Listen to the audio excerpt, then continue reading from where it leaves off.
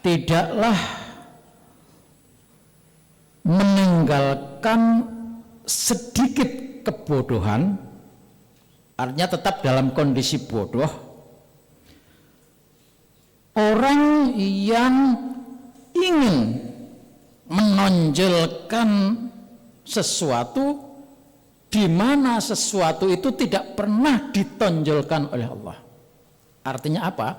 Bahwa segala sesuatu itu memang Allah yang menciptakan, Allah yang menghendaki, bukan kita yang menghendaki. Saya bisa lari berapa kilometer per jam umpamanya. Sesungguhnya apa yang kita lakukan, lari bisa sekian kilometer per jam, itu bukan kita. Karena itu adalah yang punya Allah. Itu yang menggerakkan adalah Allah. Maka ketika ada orang yang ngaku-ngaku, ya, dan akuannya itu dianggap bahwa dirinya sendirilah yang menciptakan itu, maka di sini Syekh Athaillah Ibnu Athaillah As-Sakandari menyebutnya orang itu adalah orang yang bodoh. Sayalah orang yang kaya. Orang yang menyatakan itu adalah orang yang bodoh. Kata kitab Al-Hikam. Kenapa? Karena segala sesuatu itu Allah. Kewajiban kita adalah menjalankan syariat, lalu menemukan makna di balik syariat itu. Maka saya sebutkan tadi, kita belajar ilmu batin.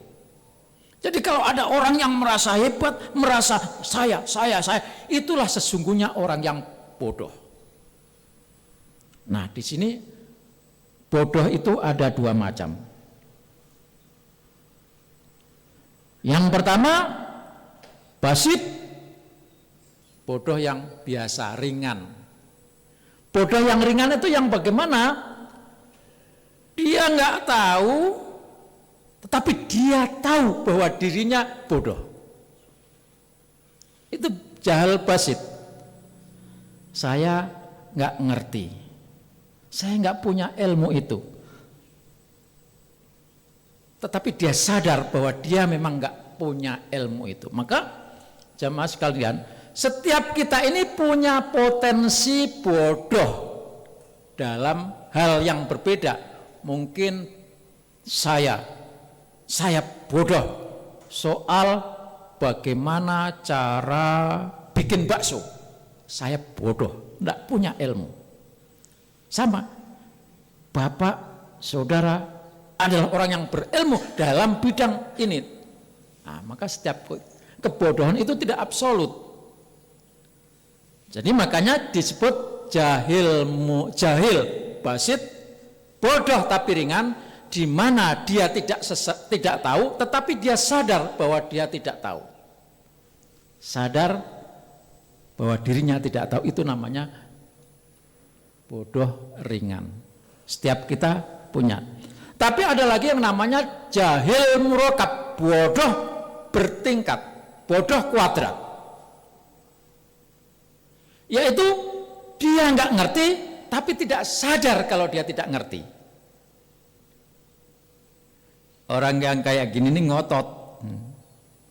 Jadi nggak ngerti sebetulnya, tapi dia nggak sadar kalau dirinya nggak ngerti.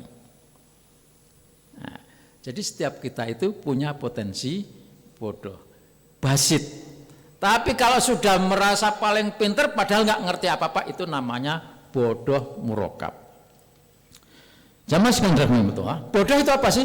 Bodoh itu diddul ilmi, kebalikan daripada ngerti. Itu namanya bodoh. Jamaah sekalian dirahmati Allah. Saya ulang lagi, kalau ada orang merasa bisa, merasa segalanya dia, maka itulah sesungguhnya orang bodoh.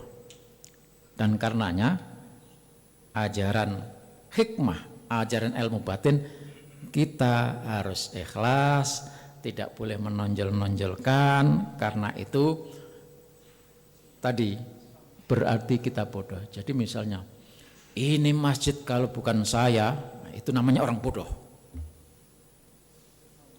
Oh itu dia kalau bukan saya yang nolong, itu bodoh. Jamaah sekalian yang dirahmati Allah, maka kewajiban kita adalah menyandarkan segala sesuatu itu kepada Allah Subhanahu wa taala, karena Allah berfirman, inna rabbaka fa'alul lima yurid. Sesungguhnya Allah ialah yang bekerja, Allah yang bertindak, Allah yang melakukan apa saja atas apa yang dikehendaki Allah. Maka dalam kajian ilmu batin ini kemarin kita sampaikan bahwa segalanya adalah Allah Subhanahu wa taala. Walau syaa rabbuka ma fa'aluhu. Kalau toh Allah yang berkehendak, mereka tidak akan bergerak, mereka tidak akan bertindak. Jadi ketika kita melihat kejadian kemarin itu, siapa yang berkehendak? Allah. Maka untuk meredam segala yang sesuatu, katakan itu sebagai takdir kehendak Allah, akhirnya kita lepas. Karena kalau kita tidak lepas, kita akan terus mencari-cari. Nah, sampai sekarang orang masih mencari-cari siapa dalangnya. Udah ketemu dalangnya, terus cari lagi kambing hitamnya, nggak akan ketemu. Ya. Ini sudah kehendak Allah Subhanahu wa taala. Walau syaa rabbuka ma fa'aluhu. Kalau Allah sudah menghendak, mereka tidak melakukan apa-apa, maka yang menggerakkan adalah Allah Subhanahu wa taala. Kemudian firman Allah, walau syaa rabbuka la amana man fil ardi kulluhum jami'a. Kalau Allah sudah berkehendak, maka negeri ini akan menjadi negeri yang aman, damai, tentram, sejahtera. Afa anta tukrihun nasa hatta yakunu mu'minin? Apakah kamu memaksa harus kepada orang untuk menjadi orang yang beriman? Tidak bisa. Nabi Muhammad Sallallahu Alaihi Wasallam saja tidak bisa mengimankan orang-orang yang terdekatnya. Maka Allah Subhanahu Wa Taala. Maka di dalam kajian Al-Hikam ini selalu berkelindan antara syariah dan thariqah, antara yang lahir dan yang batin. Kalau kita hanya berbicara tentang syariah yang lahir saja, maka sampai kapanpun tidak akan pernah putus, tidak akan pernah habisnya. Saya baca, man amalal khalqa bis syariah tola khosmuhu ma'ahum. Siapa yang bermuamalat dengan sesama makhluk hanya melihat lahirnya saja, tola khosmuhum, perdebatannya tidak ada habisnya, tidak ada habisnya, terus dicari-cari terus. Maka dalam fikih pun sampai kiamat pun perbedaan itu tetap ada. Ya. Man amalal khalqa bisyariah tola khosmuhum ma'ahum. Tola khosmuhum ma'ahum.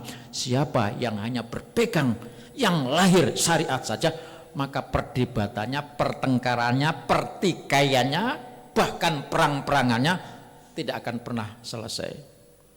Sekarang lagi rame saudara-saudara kita di Nepal, menteri-menterinya rumahnya dibakar, polisi-polisi dikejar lari pada ke laut. Nah, khosmuhum tidak akan pernah selesai. Waman amalum bil haqiqah adarohum. Siapa yang melihat sesuatu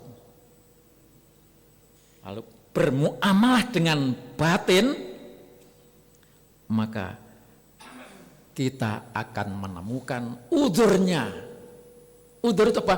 Kenapa dia harus berbuat begitu? Oh begini, oh begini, oh begini. Kalau begitu sudah kita terima. Nah, akhirnya mari kita rangkul, mari kita bersatu. Jadi kita akan menerima udzur. Udzur itu apa? Kita punya karyawan telat. Ini jam berapa kau baru nyampe? Ini jam berapa baru bekerja? Kalau yang kita bicarakan hanya soal aturan, malah rusak. Tapi ketika kita bisa memahami, oh dia terlambat karena ini. Ada sesuatu, kita akan menerima udzur mereka. Itulah ilmu batin. Dan itu kita kembalikan kepada Allah Subhanahu wa ta'ala. Maka jamaah sekalian, perlu kita belajar ilmu batin, ilmu hikmah itu. Karena dengan hikmah itulah kita bisa bersatu kembali setelah bertikai. Kita bersaudara kembali setelah berantem. Nah, itu. Karena kalau hanya memikirkan syariat menyakitkan itu, enggak akan kita bisa memaafkan. Begitulah jamaah sekalian, bapak-bapak dan saudara sekalian, kita bermohon kepada Allah Subhanahu wa ta'ala, mudah-mudahan hati kita dibuka oleh Allah Subhanahu wa ta'ala sehingga kita bisa memahami apa yang terjadi, bisa memahami apa yang sesungguhnya, apa yang dikehendaki oleh Allah Subhanahu wa ta'ala. Mohon maaf atas segala kekurangannya. Wallahul muwaffiq ila aqwamit thoriq. Wassalamualaikum warahmatullahi wabarakatuh.